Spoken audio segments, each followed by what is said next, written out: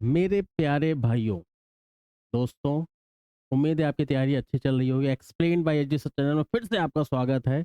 और उसी क्रम में जैसा मैं आपको बताना चाहूँगा कि explained by AG sir channel केवल मैथ्स के लिए नहीं है। एक्चुअली एक जर्नल कोई भी टॉपिक है जो मुझे लगता है कि मुझे आपसे शेयर करना चाहिए, जो आपके एग्ज़ाम के लिए बेनिफिशियल हो सकती है या आपके नॉलेज को इम्प्रूव कर सकती है, तो मैं ज़रूर शेयर करूँगा।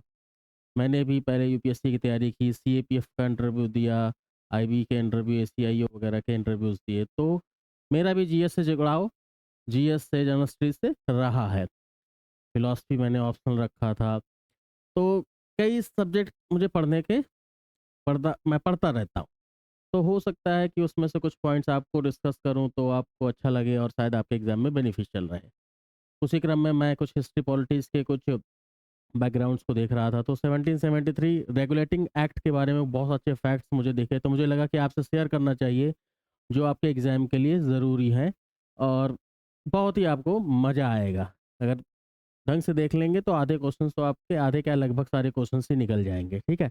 चलिए, तो सबसे पहली चीज़, हम रेगुलेटिंग एक्ट, जैसे नाम से ही पता चल रहा है, रेगुलेट करने के लिए एक्ट आया था। कौन लेके आया था? ये आपके ब्रिटिशर्स लेके आए थे ईस्ट इंडिया कंपनी को रेगुलेट करने के लिए, ठीक है? तो अब मेन चीज़ क्या है कि ये क्यों आया? इसका बैकग्राउंड क्या है? फैक्ट्स तो हम देखेंगे ही कि इसके आने के पीछे रीज़न क्या था। सबसे पहले एक चीज़ समझते हैं, मैं ज़रा मार्कर या पेन ले लेता हूँ। सबसे पहली चीज़ अगर मैं समझाऊँ, इसका थोड़ा-सा पीछे बैकग्राउंड, अगर प्लासी के बैटल से लेके चलें, प्लासी का बैटल 1757 में हुआ था, ठीक है? 1757 में। प्लासी क्यों? क्योंकि पलास के पेड़ वगैरह थे उस एरिया के आसपास, तो उसका नाम दिया गया। इस युद्ध के बाद मेन हम बक्सर की हम बात करें अगर, ये 1764 में आपका बक्सर का युद्ध हुआ था। ये किसके बीच हुआ था? ईस्ट इंडिया कंपनी और आपके अपोजिट में कौन-कौन थे? आपके मुगल एम्परर थे शाह आलम द्वितीय, आपके मीर कासिम जो मेन था बंगाल का गवर्नर, और शुजाउद्दौला जो आपका अवध का नवाब था, ठीक है? ये तीनों ने मिलके लड़ाई तो लड़ी, लेकिन इच्छा शक्ति नहीं थी कहा जा सकता है, नहीं जीत पाए, मीर कासिम भाग गया। जो मुगल शासक थे वो आपके ईस्ट इंडिया कंपनी के चरणों में गिर गए कि भाई हमारे पास तो, हम तो नाम मात्र के राजा हैं, कुछ भी दे दोगे तो हम चलेगा। तो बेचारा बीच में बचा शुजाउद्दौला। तो क्या हुआ उसके बाद? युद्ध तो हार गए। इसके बाद क्या हुआ कि आपका 1765 में एक इलाहाबाद की संधि हुई, ठीक है? इस बक्सर के युद्ध को कहा जाता था कि इस युद्ध के बाद अंग्रेजों को पूरे भारत में शासन करने का एक गेटवे मिला, एक मौका मिला, ठीक है? उसके बाद क्योंकि इसमें मुगल एम्परर, उस समय मुगल शासन था, मुगल एम्परर भी आपका अंदर आ गया, अवध आ गया, बंगाल तो था ही आपका।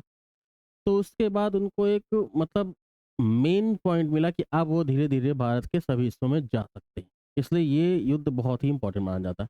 1765 में इलाहाबाद की जब संधि हुई, ठीक है? इसमें संधि के बाद क्या हुआ कि उस समय आपका जो गवर्नर था रॉबर्ट क्लाइव, क्लाइव ने द्वैध शासन स्टार्ट किया। द्वैध शासन का मतलब क्या है आपका कि उसने क्या किया कि टैक्स तो हम लेंगे, पैसा हम लेंगे, बाकी ज़िम्मेदारी आपकी। मतलब नवाब को ज़िम्मेदारी दे दी गई कि आप पुलिस प्रशासन दुनिया जो भी आपका फरियादी आ रहा है उसको तुम देखो, हम केवल पैसे से मतलब लेंगे, हम कुछ पैसा आपको देंगे, 50-53 लाख रुपए जो भी है, उससे आप शासन चलाओ।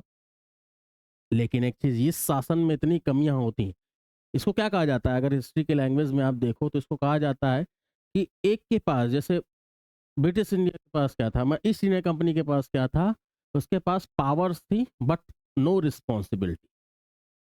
नवाबों के पास क्या पहुंचा? No power, high responsibility. तो एक एक तरह का जो एक सांड है, उसके दो मुंह लगा दिए गए, ठीक है? वो अपने अपनी जगह भागेंगे। तो इस शासन व्यवस्था से चरमरा गया सारा सिस्टम। जब दो अलग, उसको एक को पैसे से मतलब, उसको कोई जिम्मेदारी नहीं। हमारे संविधान में भी क्या है, अगर हमारे पास हमारे पास मूल अधिकार है तो मूल कर्तव्य भी है। कर्तव्य भी आपकी ड्यूटीज़ क्या हैं और आपके पावर्स क्या हैं, मतलब आपके पास अधिकार क्या हैं। दोनों चीज़ें होती हैं तभी चीज़ें सही डायरेक्शन में जाती हैं, अन्यथा नहीं। तो वही चीज़ हुआ। तो 1765 या बक्सर के युद्ध के बाद जो ये द्वैत शासन चलता रहा, तो उससे शासन में गड़बड़ी आती गई। अभी दोस्त क्या थे वो चीज़ें मैं बताऊँगा, इसमें पॉइंट्स लिखे हुए हैं। तो क्या हुआ, British government east India company घाटे में जाती चली गई। परेशान हो गए भाई साहब। फिर वॉरेन हेस्टिंग आते हैं 1772 में। उसने सबसे पहले खत्म कर दिया इसको। ये क्या बवाल मचा रखा है भाई, पहले इतना पैसा दे रही थी कंपनी, अब भ्रष्ट हो गई है, ना पैसा दे रही ना आगे चला पा रही है।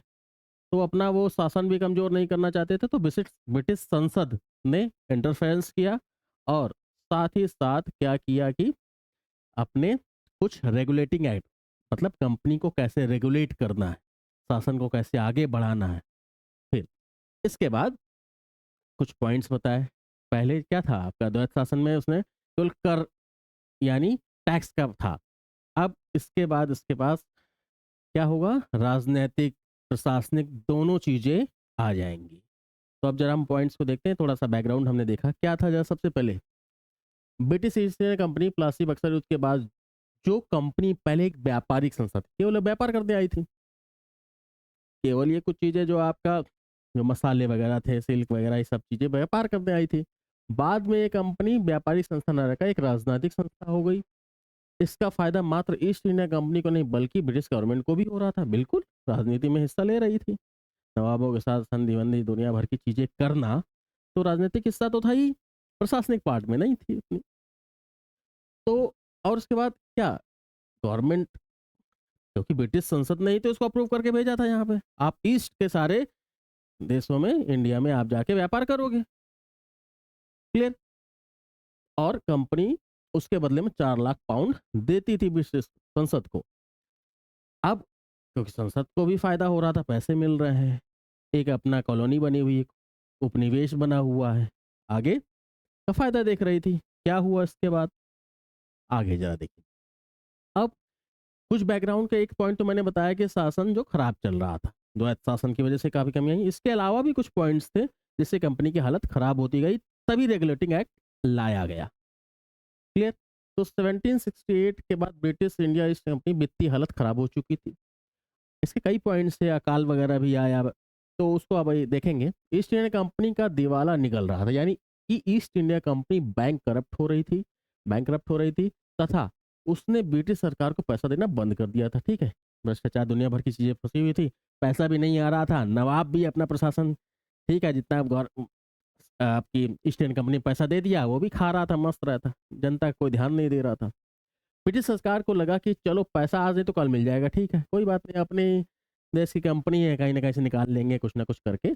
लेकिन 1768 के बाद ब्रिटिश इंडिया कंपनी की फाइनेंशियल हालत दिन प्रतिदिन खराब होती गई और एक दिन ऐसा आया कि वो कहती है कि हम पैसा तो नहीं दे पाएंगे, उल्टा 1 लाख पाउंड हमको क्या करो कर्ज में दे दो। तो परेशान हो गए भाई साहब, जो कंपनी हमें सालाना 4 लाख पाउंड दे रही थी, अब इतनी हालत खराब है कि वो हमसे 1 लाख मांग रही है।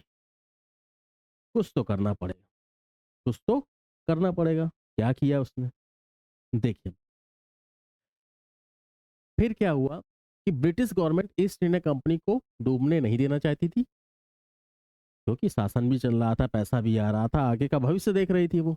उसको पुनर्जीवित करने के लिए ही एक तरह से आप ये कह सकते हो, रेगुलेटिंग एक्ट क्या था, ईस्ट इंडिया कंपनी का एक एक प्राण फूका गया उसमें, मतलब कहा जा सकता है।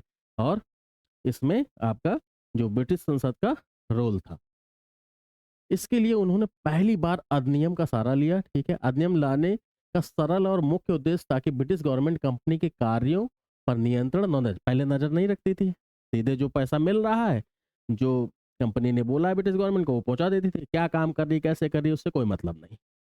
अब क्या, अब जैसे आजकल नहीं होती पीएसयूज वगैरह बैंकरप्ट होने जा रही होती, तो कुछ प्राइवेटाइजेशन कर दिया जाता है, कुछ या तो गवर्नमेंट ले लेती है, तो रख रखाव तो देखेगी ही ना कि आगे लॉस में ना जाए।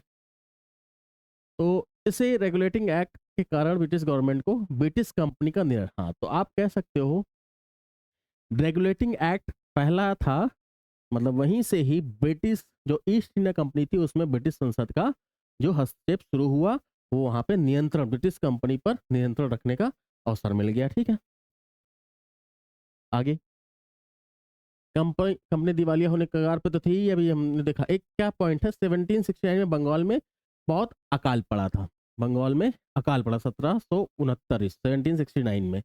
तो अब अकाल पड़ा हुआ है तो कैसे टैक्स दें? इसमें क्या एक चीज बहुत, एक तिहाई जनता बंगाल की मर गई थी लगभग, तड़प तड़प भूख से मर गई थी। लेकिन क्या आपको पता है कि टैक्स कौन लेता था?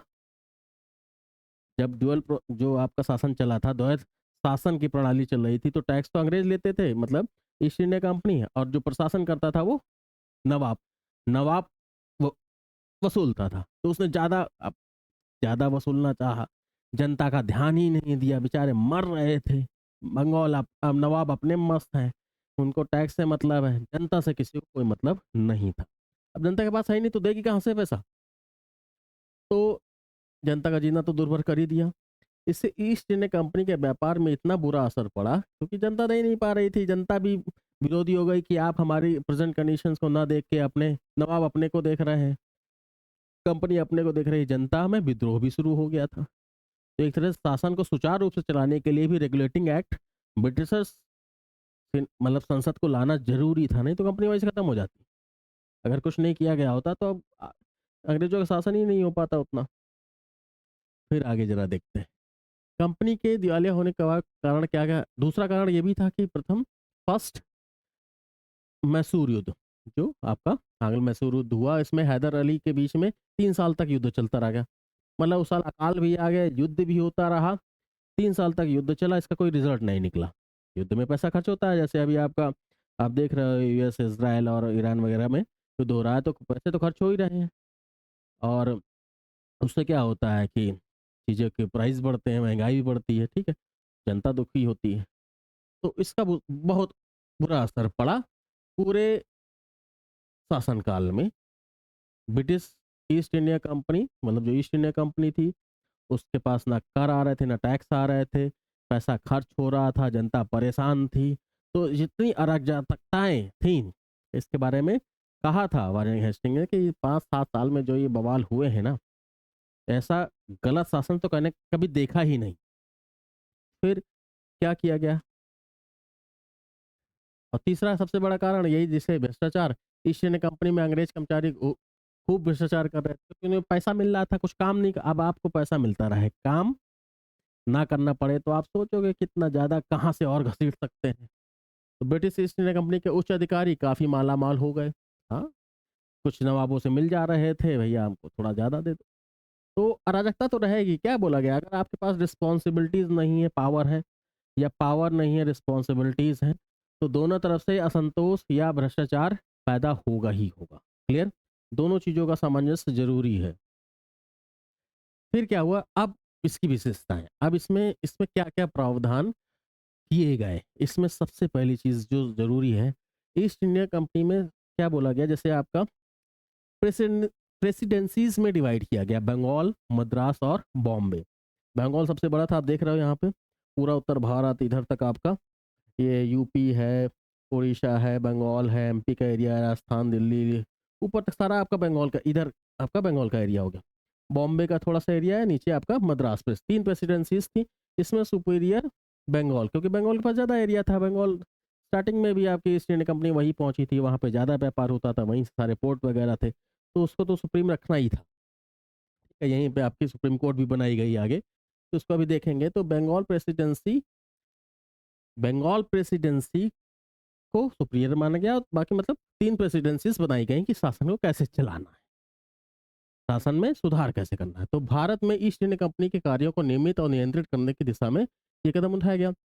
और कंपनी ने शासन संसदीय संसदीय नियंत्रण स्थापित किया, इसके द्वारा कंपनी प्रशासनिक और राजनीतिक कार्यों को मान्यता मिली। ठीक है, ठीक है। प्रशासनिक एडमिनिस्ट्रेटिव वर्क जो पहले नवाब कर रहे थे, राजनीतिक कार्य, राजनीति तो अंग्रेज खेल रहे थे, नवाब भी खेल रहे थे, लेकिन जो एडमिनिस्ट्रेटिव पावर भी आपके पास आ गई है। अब किसके पास? कंपनी के पास। कंपनी पे कौन शासन कर रहा है? ब्रिटिश संसद। क्लियर? तो अब आपके ध्यान से 3 प्रेसिडेंसीज बनाई गई। इस एक्ट की तरफ बंगाल के गवर्नर, हाँ, बंगाल के गवर्नर को एक चीज़ ध्यान रखना, इस एक्ट के बाद ही 1770 के एक्ट के बाद बंगाल के गवर्नर को बंगाल का गवर्नर जनरल कहा जाने लगा, जो बाकी दोनों से ऊपर होता था। मतलब दोनों को इसी को रिपोर्ट करना है। बंगाल का गवर्नर जनरल बड़ा है, उसके अंडर में ही है दोनों। कौन से? मद्रास के और बॉम्बे के। ठीक है? एक चीज़ ये ध्यान रखना बहुत इंपॉर्टेंट है कि 1773 रेगुलेटिंग एक्ट के बाद ही पहले गवर्नर होते थे बंगाल के, बाकी तो मद्रास और ये तो थी ही नहीं प्रेसिडेंसी। बंगाल के गवर्नर को भारत का बंगाल का गवर्नर जनरल कहा जाने लगा। ठीक है? तो अब इसके आगे देखते हैं जरा क्या है। अब इसमें कितने सदस्य थे? कोर्ट ऑफ डायरेक्टर्स में 24 लोग होते थे, जिसमें होता था कि एक चौथाई हर साल आपके अवकाश लेंगे, दूसरे आएंगे। ठीक है? आगे लिख, मद्रास और बंगाल तीन तो प्रेसिडेंसीज हो गई। बंगाल प्रेसिडेंसी के साथ 4 सदस्यों की एक समिति होती थी। इन समिति की सिफारिशों से ही कोई ना कोई डिसीजन लिया जा सकता था। मतलब क्या था कि बंगाल के गवर्नर के पास भी पूरी बहुत पावर नहीं थी कि अपने से किसी से संधि कर ले या युद्ध करने चला जाए, नहीं। इसको भी एक तरह से बांध दिया गया सदस्य, ये समिति के सदस्यों के द्वारा। 4 समिति के सदस्य होते थे, उन्हीं के परामर्श से ही कोई ना कोई संधि कर सकता है या युद्ध कर सकता है। सेम चीज इसमें भी, इन सब दोनों प्रेसिडेंसी ये तो पहले से छोटी थी और ये भी थी कि इन दोनों को भी सारा कुछ भी अगर आगे कुछ करना है तो पहले आपको पूछना पड़ेगा, समिति की सिफारिश होनी चाहिए, तभी चीजें हो सकती हैं। क्लियर है? तो मतलब एक तरह से उत्तरदायित्व वाली सरकार, सबको बांध दिया गया इधर से उधर, कोई स्वेच्छा से कोई कार्य नहीं कर सकता था, जवाबदेही सबके पास है। ये होना भी चाहिए एक सुचारू रूप से शासन के लिए। मैं यहाँ ब्रिटिश कंपनी का सपोर्टर नहीं कह रहा हूँ। उसके बाद इस एक्ट द्वारा कंपनी के संचालकों की संख्या 24 हो गई। ठीक है? एक चौथाई प्रतिवर्ष अवकाश लेंगे और उसकी जगह नए सदस्य आएंगे।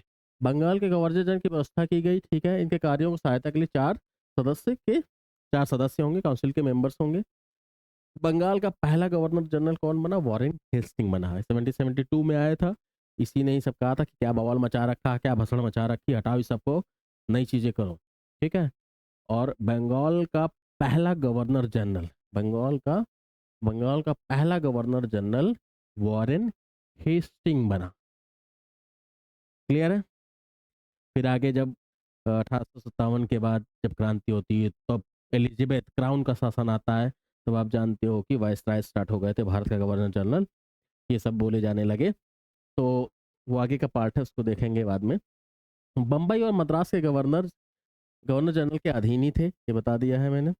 और उनके लिए किसी भी देशी राज्यों से संधि, युद्ध ऐसा करने के मामले में गवर्नर जनरल और उसकी समिति की स्वीकृति लेनी आवश्यक थी। यानी जवाबदेही थी, स्वेच्छा स्वच्छंदता से निरंकुश शासन नहीं कर सकते थे आप। मतलब ये जो भी आपके गवर्नर्स हैं, इवन गवर्नर जनरल। हाँ, ये बहुत इंपॉर्टेंट चीज है। 1774 में कलकत्ता में एक सुप्रीम कोर्ट की स्थापना। सुप्रीम कोर्ट दिल्ली तो बाद में, पहले कलकत्ता में 1774 में। किस किस शासनकाल में? मतलब उस समय गवर्नर जनरल कौन था? वॉरेन हेस्टिंग था। ऐसे क्वेश्चन आ जाते हैं। सुप्रीम कोर्ट कलकत्ता में बनाई गई थी। आगे जब आप देखते हो, जब आर्टिकल 395 में क्या बोला गया है, भारत शासन अधिनियम, और 1947 और 1935 को हटा दिया गया था 395 में, लेकिन प्रिवी काउंसिल जो आपका बाद में जब सुप्रीम कोर्ट दिल्ली की बनती है, उसके बाद प्रिवी काउंसिल को हटाया जाता है। तब तक वो रहती है जब तक कि नई हमारी सुप्रीम कोर्ट नहीं बनती। तो यहाँ पे हम 1774 में कलकत्ता में एक सुप्रीम कोर्ट की स्थापना की जाती है। ठीक है?